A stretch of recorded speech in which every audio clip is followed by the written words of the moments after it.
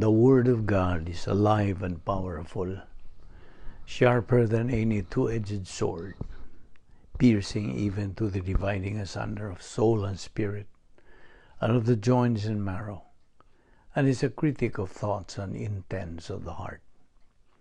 All Scripture is God-breathed and is profitable for doctrine, for reproof, for correction, for instruction in righteousness, that the man of God may be mature, thoroughly equipped unto all good works. Study to show thyself approved unto God, a workman that needeth not to be ashamed, rightly dividing the word of truth. Always give yourselves fully to the work of the Lord, because you know that your labor in the Lord is not in vain. As we labor in the Lord faithfully, we wait patiently on the Lord, who makes things grow. We live in a day where biblical truth is considered hate speech, even among those who profess Christ. It is loving to tell the truth, no matter how much it may hurt the hearers. For I am not ashamed of the gospel of Christ, for it is the power of God unto salvation to every one that believeth, to the Jew first, and also to the Greek. For therein is the righteousness of God revealed from faith to faith, as it is written, the just shall live by faith. Your word is a lamp unto my feet and a light unto my path. And the gospel must first be preached to all the nations. Behold, the days come, saith the Lord God, that I will send a famine in the land, not a famine of bread, nor a thirst for water, but for hearing the words of the Lord.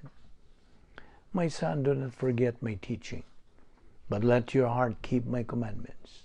For length of days and years of life and peace they will add to you. How happy are those who hear the word of God and obey it. Before we start our Bible study today, gikinahanglan ang atong pagsusi sa tagsa-tagsa nato kakalag aron kita mahiluna diya sa grasya sa Dios. Gikinahanglan nga atong hinganlan, atong admitihan, atong angkunon nga nabuhat natong mga sala nga atong mahinumduman. Kay ang mando sa Dios diya sa 1 John 1:9 nagaingon man, if we confess our sins, God is faithful and just to forgive us our sins and to cleanse us from all unrighteousness. Busa human imubuhata ka na, andam na sabi ka sa pagpadayon, sa pagtuon sa pulong sa Dios. Panalang kanimo higala, nga wala pa'y kaluwasan, wala pa si Kristo diha sa imong kinabuhi. Giawhag ka, gidapit ka, nga imong ipunting ka ng imong pagtuo, ngadto kang Ginoong Kristo. Imong dawaton siya, ingon nga imong personal, bugtong nga manluluwas o Ginoo. Aron ikaw mahiluna usab, nining atong pagabuhaton nga pagtuon sa pulong sa Dios. Kung ikaw magasalmot, musa kitang tanan magaandam, pinagi sa pag-ampo sa hilom. Magampo ta. Let us pray. Ama namo nga langit no, nagapasalamat kami kanimo sa makausap pa. Ngayon mo kaming gidala niining among panag-uban sa tuon sa imong balang pulong, mga pagtulunan diha sa Biblia, nga sarang namong makatunan, tuuhan, gamiton sa among pagkinabuhi. Niining adlaw tangtanga mga babag sa among una-una, o binagis paghom sa Espiritu Santo kanamo, pailha kami, dugangi kami sa mga kaalam nga angay namong paggagamiton sa among adlaw-adlaw panginabuhi, ingon nga imong mga anak. Kining tanan among ipasalamatan sa ngalan ni Kristo Jesus. Amen. Well, mayong adlaw kaninyong tanan, mga suki, mga higala, nga nagasunod ni nga atong Bible study through the YouTube under the Vic Balbido Evangelistic Ministry. So karong adlaw nagapasalamat kita sa Dios sa iyang paghatag og lugway ning atong kinabuhi. Iya pa kitang gipa lungtad sa pagkinabuhi hangtod ning higayuna. Kita gihatagan niya og maayong panglawas.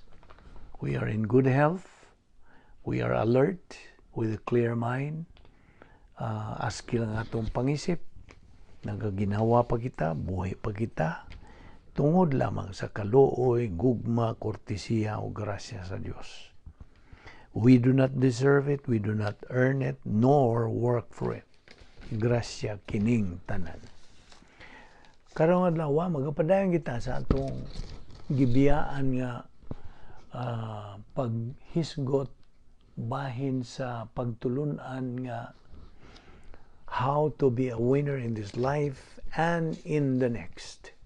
Unsaon na to pagkahimong mga mananaog niining kinabuhiya o ingon man didto sa sunod niining kinabuhiya. Okay?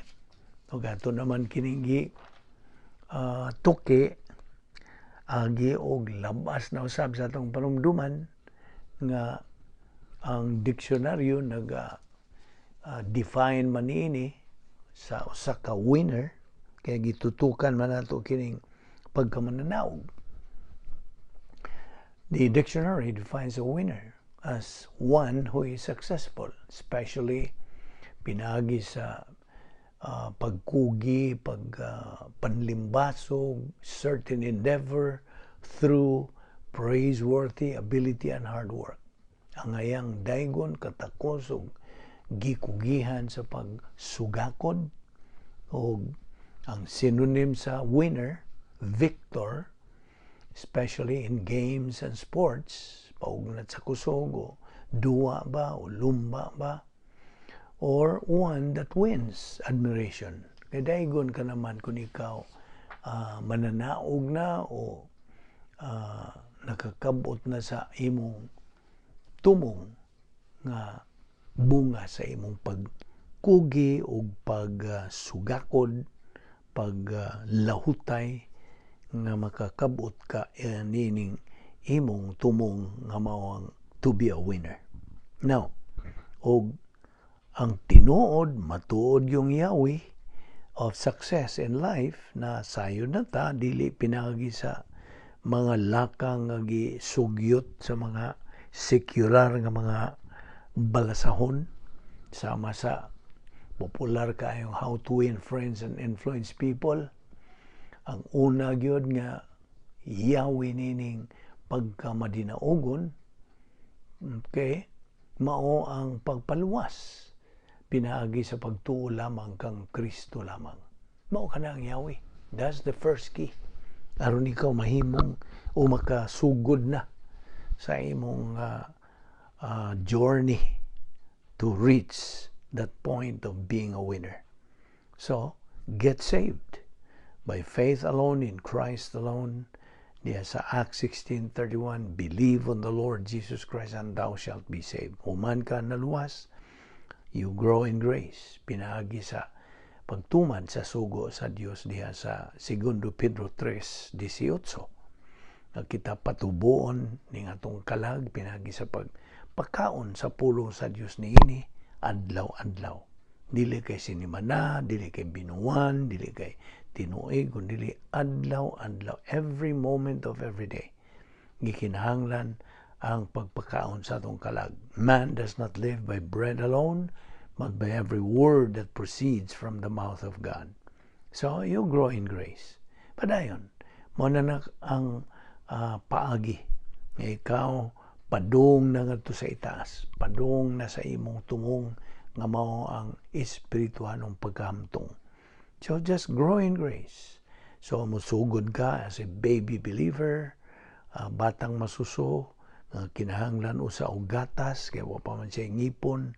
Gatas is gitandi nato sa mga basic doctrines, mga sinugdanang mga pagtulunan sa Biblia. Pagpakaon sa imong kalag ninihala, sige tubo, hangtod makabot na nimong ikaduha nga ang nga maong adolescent stage. You are now an adult or adolescent believer. Sige, padayon gihapon sa imong spiritual momentum. Atong gitawag kini spiritual momentum kay pagbuylo kini sa atong kinabuhing Kristohanon. Buylo aron makasakag ka. Okay? So, nakakabot ka na si kaduhang ang adolescent believer, padayon ka gihapon, karon ang imong tun-an, dili na kay mga sinugdanan, kundi mga advanced na. Okay? Advanced. Ayaw lang yung hunong diya sa adolescent. Kaya kumpara ba nato ni adolescent as kanang stage nga ingnon ta mao na stage nga murag na pagka-critical nga naman ang naa ka diha sa adolescent stage ingnon nato nga murag kagkuwang pa, you see.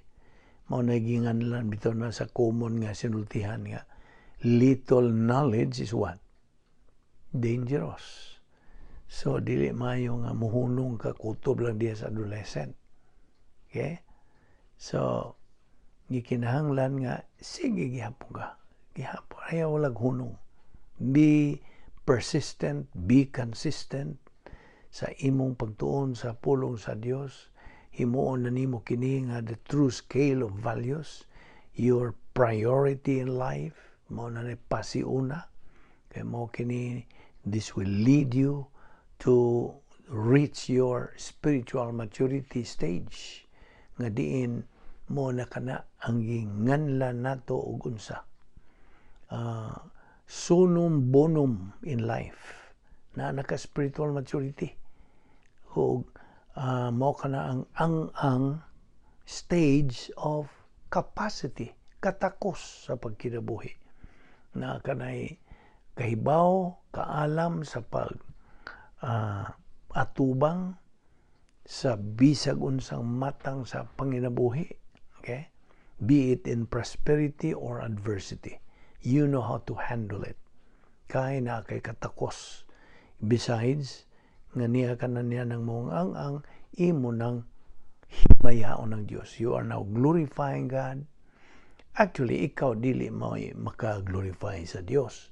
It's God who glorifies Himself. Ang bot pasabot, imo manggi gamit ang tanang mga kasangkapan o kahimanan nga gihatag sa Dios kanimo ingon nga magtotoo sa imong paggamit niya na, then you are moving forward. You are advancing, not retrogressing.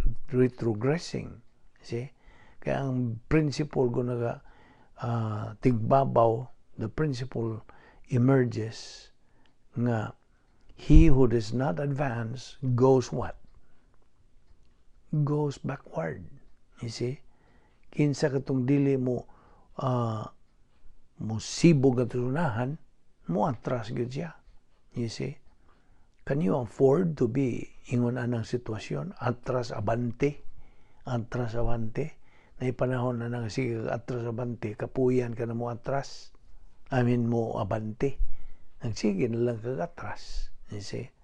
You are no longer advancing, but you are retrogressing. So, mao ka nang angay na itong hinuktukan, ingon nga mga anak sa Diyos, Kristohanon, mga luwas. So, gikinahanglan ang imong pagpasiuna sa pulong sa Diyos aron makabot nimo lagi kadtong imong tumong spiritual maturity. That is the common goal. Common goal. Ato ka ng tumong tanan ng mga magtotoo. All we believers, all of us, are supposed to reach that stage. Ug samtang ikaw nagasibog ngadto sa unahan, ining spiritual momentum, naa ka magapuyo sa imong puloy-anan nga tugma ug husto, your right place to stay, nga mao ang ginganlan nato sa in English og divine dynasphere. O kining maong divine dynasphere is operational kind. Kaya ang iha sa Dios, kang Ginoong Jesucristo, samtang dinhi pa siya sa yuta, ang divine dynasphere nga iyang gigamit mao ang unsa ang una gyud. Okay? Ang una gyud nga divine dynasphere. So, ang ato operational mao na nga kinahanglan nga naa kasusud ni ang divine dynasphere, which is the place of power. This is dili ni tawhanong power kundi iha sa Dios. If you want to be powerful in the sense nga makahandle ka any kind of situation in life, your capacity to handle it, then padayon sa pagpuyo diha. Kay naa diha ang tanang power sa Dios. And in fact, that is the only place of perfect environment. Di pa kaniya na gusto nga magapuyo ka sa perfect environment? Nga diyan na ang kalipay, kahayahay, kalinaw, kalig-on sa pagbarog. All those virtues are found inside the divine dynasphere. O that is a place of power. The power system ni sa Dios. Okay? Manang ato gininghatagan og emphasis na kung gibugaton kining mao nga operational divine dynasphere. Kay mao manigyod ang mando sa Dios. Kung buot kita nga masibo kanunay sa iyang timing. You remember, we touched about the perfect timing of God. The principle goes, God's timing is perfect. But man's problem, timing is lousy. Wa gyoy pos ang timing natong mga tao. Kanunay gyung sa sipyat. Di gyung sibo sa timing sa Dios. Mao na nga ang Dios buot niya nga maka sibo ta sa iyang timing. By what? In what way? By purchasing time. Kaya naman po'y mando sa Diyos ngayon. We are purchasing time, redeeming the time because the days are what? Evil.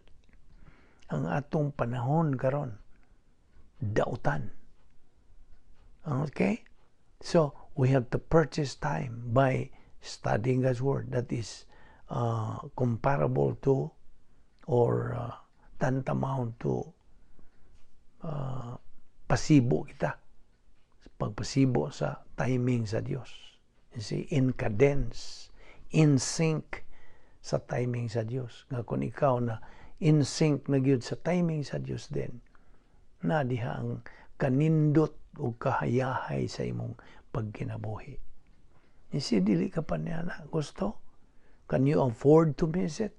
Kini atong gisgutan, gikan gyud sa mando sa Dios diya sa iyang pulong. O kini mga huna-huna ni Ginoong Jesucristo. 1 Corinthians 2:16. So, organize your life na diha around God's Word. Operation ROTMPP, namdam ka? Routine, organized life, through scale of values, making good decisions from a position of strength, persistency, and perseverance. Mo kana, that is under organizing our life around the Word of God. That's Operation ROTMPP. Kunya, na pag 10 problem-solving devices sa Dios, gisangkap ka na to. O ato kining hinumduman, ang una nini is rebound. Sunod, filling of the Holy Spirit. Faith rest drill. Okay? Grace orientation, doctrinal orientation, personal love for God the Father, impersonal love for all mankind, inner happiness, personal sense of destiny, and occupation with the Lord Jesus Christ. So muna, gawas pa niya na, be sure you claim God's promises. Pila ka promises sa Diyos ang ana diya sa Biblia? 7,000 promises. It's up for you. It's up to you. O mo-avail ka ba niya ng napulo ka unsa? 7,000 ka mga saad sa Dios diya sa Biblia. Na unsa man nimo pag-claim ug wa kay nahibawan. No, rin akong tatanghaga diya. How will you be able to claim something you do not know? You see? You have to know first. Knowledge. Managing vitamin K, knowledge, K. Knowledge, kahibalo. Kaalam, kahibalo. Paghibalo, kaalam sa pulong sa Dios. Managing saturate your mind with the Word of God. Saturate. Look pa ang imong panghuna-huna. Pinagis pagpasud niya sa mga panghuna-huna ni Kristo. Just imagine ang panghuna-huna na sa Dios ang imong huna-hunaon. Nga mo resulta ka na kunsa. Kada buhat ni bisag unsa imong mga gimbuhaton sa kinabuhi. Kana mo resulta o kunsa. Dios nun nga binuhatan. You see? Dili tawhanon. So ayaw kalimot niya na. Kikining claiming God's promises. When you claim God's promises, this is going to lead you to occupation with Christ. Buot ka bang maokupado kang Ginoong Jesucristo? See? And then, padayon sa imong pagtuon sa pulong sa Dios, Operation SLA. Ano sa man ang SLA? Study, Learn, Apply. Study, Learn, Apply. Pagtuon, pagkaton, paggamit sa pulong sa Dios. Unya, Operation PTA. Gikinahanglan nga you believers must be in the right place at the right time with the right attitude. Operation PTA. You must be in the right place at the right time with the right attitude. Your station in life is your full-time Christian service. Ayaw po na kalimti. Ang imong trabaho sa kinabuhi, o imong gimbuhaton, tulumanon sa kinabuhi, mao kana ang full-time Christian service alang kanimo. Unya, you are doing everything that you can do, okay? Within the bounds sa doktrina, sa kamatuoran, doing things as unto the Lord. Kaysa imong pagbuhat niya na, ang resulta is divine good. Nagikumparar ka na sa gold, silver, precious stones. Nga dili ka na masunog, dili ka na masilaob, dili ka na ugdaw. You see? So, ang resulta, gantihan ka na sa Diyos. Bugtian ka na sa ganti sa Diyos. Apan, kung ikaw tanan niya mo mga gimbuhaton, tulumanon sa kinabuhi, mo lang ka nang gibase sa mga tawhan ng pangunahuna, unsa resulta? Tawhanon pong mga binuhatan nga gitandi na pud na nato sa wood, hay, stubble, kahoy, dagami, kugon, santiki ng pusporo. Sige, suway, di ba masunog? Musilaob na, maugdaw na. So, unsay ibot pasabot? Loss of reward. Ang imong ganti na wagtang. Kaya di man mulas, di man makalahutay. So, mo yung ng Diyos, man ko'y mahimo. Unsa man ako pag parli o kanang ganti, nga wa man mo lahutay itong imong mga gibuhaton. You see? Nagkasabot ka? These are basic things. Ato lang kinigipang subli, recall, hangtod nga kinima, sil na yun sa atong limpatakan. O niya, sunod niya na, we have to confess every sin that we commit. Ato ka nang i-rebound. Mauna na itong doctrinal term na to is rebound. Pagpauntol. Pag-rebound. Ibaw ka man sa mga duwa nga basketball, i-rebound na nila. Wa masyat sa ring, so ilang i-rebound, aron maila na po ang chance nila sa pagunsa. Pag-shoot nga to sa ring. Mo ka na ang rebound. Flush all your sins out. Flush them out of your life. Kaya ka na abomination towards God.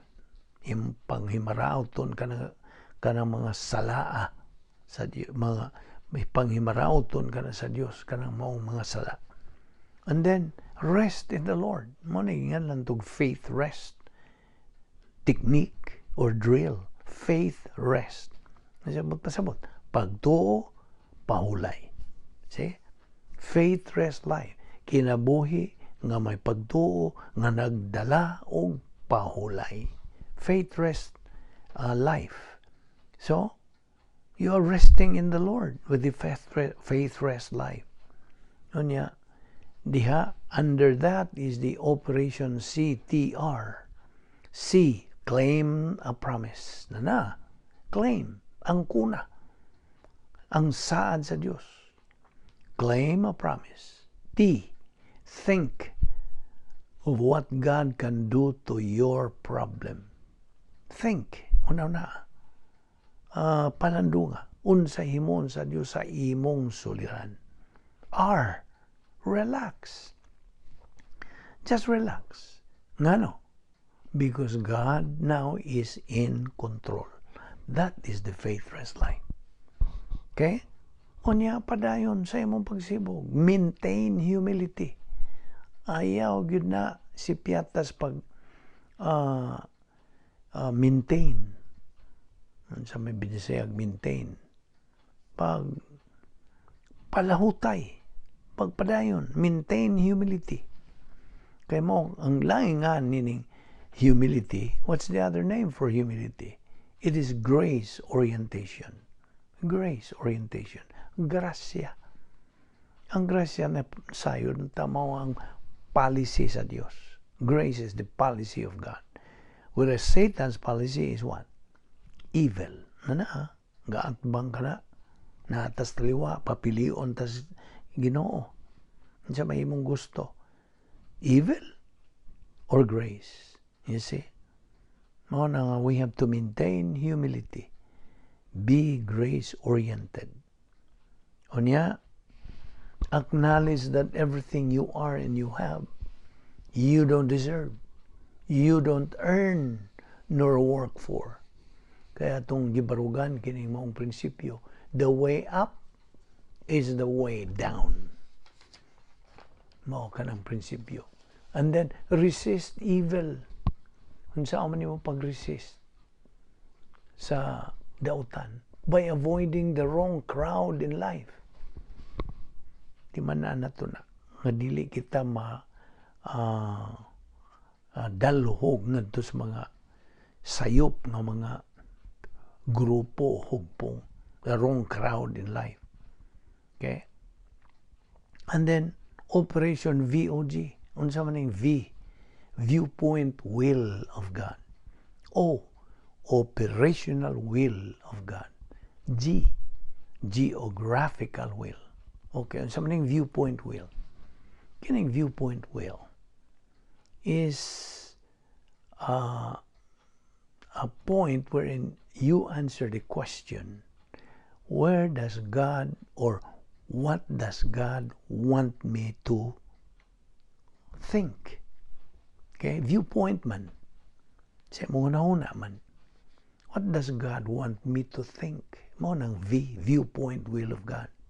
Ang O, operational, answers the question, what does God want me to do? Unsa mibot sa Dios nga akong buhaton. Ang G, geographical will, answers the question, where does God want me to be? Asa man siya buot nga ato ako. Okay? So, viewpoint will, panguna-una, think and use the thinking of Christ, thinking of God. Viewpoint will. And then operational, do what God wants you to do. Okay? Operational will. You do it as unto the Lord. And then the third, geographical, asa man buot sa Dios nga ato ako. Okay? Where? By studying God's Word. That is the geographical will. Or wherever you are. That is the geographical will of God. Mao kanang it involves location, lugar, dapit, asa ka buot sa Diyos ibutang. Now, also always be guided by the doctrine of volitional responsibility. Volitional responsibility. Kita na ay responsibilidad sa unsay atong himuong desisyon sa kinabuhi. That's why whatever we make a decision, what decision we make in life, we are the only one answerable, responsible and accountable for those decisions. Dili itong imong tapa diha, dili itong imong ginikanan, dili itong mga igsuon, dili itong imong mga kaigalaan. Ikaw yun mismo, manubag niya na. Okay? And then, ayaw yun kalimot sa paggamit usab. Constantly be guided by the essence of God. Ang iyang mga kinaiya sa Diyos. Be guided. And always be guided by the different operations like Operation BODRPLS. God's 7 provisions for believers. 7 ka mga pagsangkap sa Dios ngan hikanatong mga magtotoo. Gisangkapan kita sa Dios og 7 ka mga provisions. Unsa man ni? Una, the Bible. Gisangkapan kita sa Dios sa Biblia. And then unsa ikaduha? Ang omnipotente, pagka-omnipotente, pagka-magagahom sa Espiritu Santo. The omnipotence of God, the Holy Spirit. Ikatulo, ang Diyos nun nga plano alang sa simbahan. Simbahan, kitang mga magtotoo mo ang simbahan. Divine plan for the church. Okay? Ang ikaupat, ang tukma nga pastor magtutudlo. The right pastor teacher. Okay? Ang ikalima, privacy of the priesthood. Ang imong kaugalingon nga unsa. Privacy. See? Imong tinagong panimuyo. Kung ato yun ang binisayon. Privacy is tinagong panimuyo. Privacy of the priesthood. Kaya ikaw, pari raba ka. Kung ikaw magtotoo, samtang naminaw kanini, if you are a believer in Christ, then you are a priest.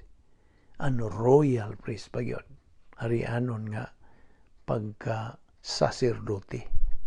And then ang ika-unom, ang saan ika-unom? Logistical grace support. Mao kana ang unsa. Ang atong gikaon, atong gibisti, atong trabahuan, logistical grace support. Gisuportahan ta sa Dios, giprovidean ta sa Dios.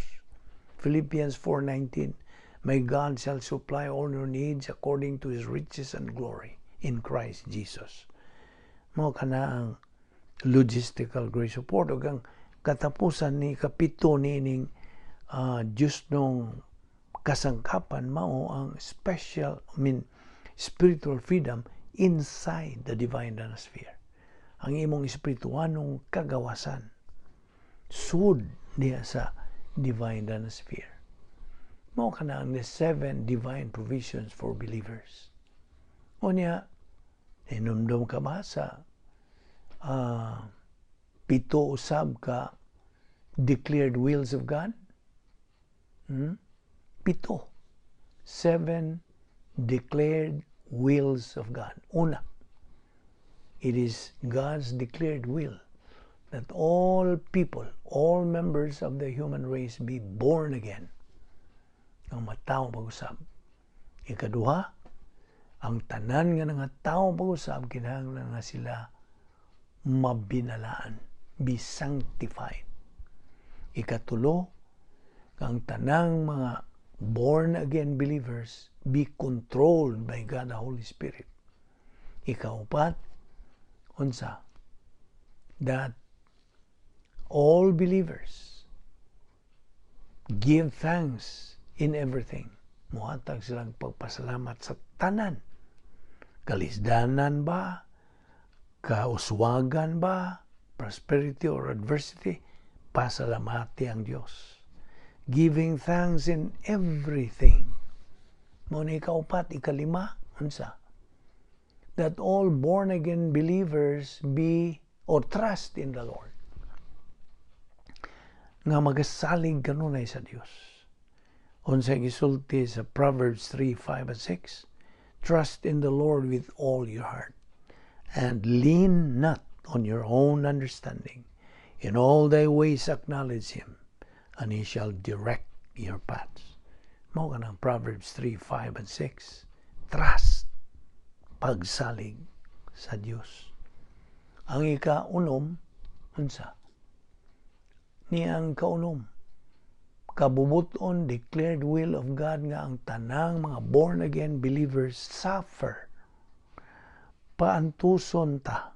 Uy, sa ito pa di ay paantuson ta sa Diyos. Lain, dunay duha ka klaseng pag-antos. Di man ini ha? Duha. Ang una ni pag-antos, suffering according to the will of God. Okay, according. Kaya iyang kabubuton nga muantos ka. Kay naa siya tuyo sa imong pag-antos. Mao na nga nagani alantuson sa kinabuhi. Yan na kay doktrina. It is ironic nga moingon kag, why did God let this happen to me?